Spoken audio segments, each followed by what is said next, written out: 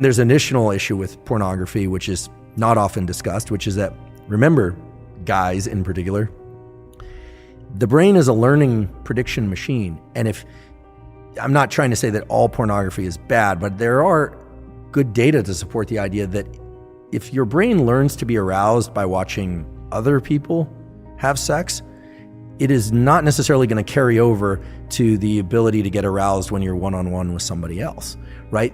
Especially young kids who are consuming a lot of pornography, the brain is learning sexual arousal to other people having sex. So you're going to program yourself into being a voyeur? Or just create challenges in sexual interactions with a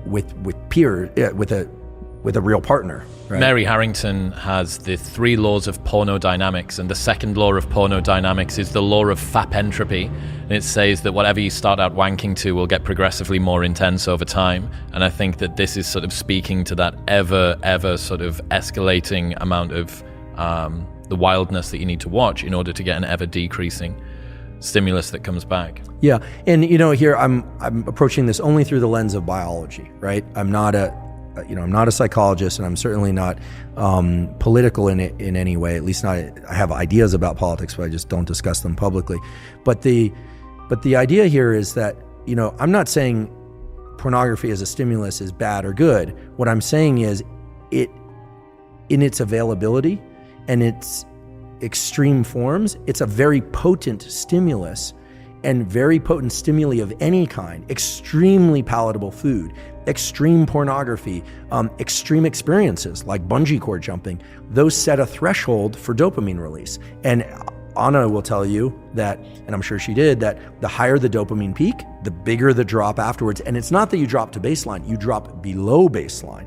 So again, it's not, these things aren't good or bad, they just have to be controlled in a way, because when people are pursuing dopamine peaks over and over and over and they aren't getting them, typically it's because they've been pursuing that activity far too often.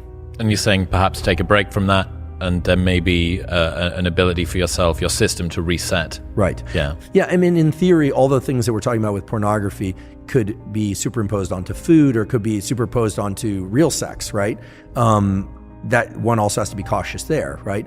But the cycling back and forth between dopamine and low dopamine states, dopamine fasting as it were, but maybe just low dopamine states, these are natural rhythms that existed in the nervous system. We have to remember what the dopaminergic system is there for. I'll say it again, I wasn't consulted at the design phase, but we know as a generic form of motivation and pursuit, you can imagine the human or the animal that's hungry or thirsty. It needs energy to go pursue the thing. So the idea that you have to eat in order to get energy, that's true, but you need energy in order to get the thing to eat. So our nervous system has energy also, that's dopamine and epinephrine. Yes, we use glucose and glycogen, et cetera, when we're pursuing things, but the idea here is you're pursuing something, and then either by smell or by sight, you think you're on the right track. So you go down that track, and then, there it is. You get some berries, or you get, let's get prehistoric about this, or you get to kill the prey and eat it, and then it gives you energy to continue this pursuit or to reproduce. I mean, there's a reason why humans and other animals seek out reproduction, is that every species, but certainly humans, have 2 innate desires built into them. Whether or not they decide to actualize this or not is the desire to protect young and make more of its own species. Every successful species does that. Even if people don't have children, in general, people care about children because of what they represent. Very few people dislike children. I mean, there are a few mutants out there that dislike children, but you always worry about those kinds of people.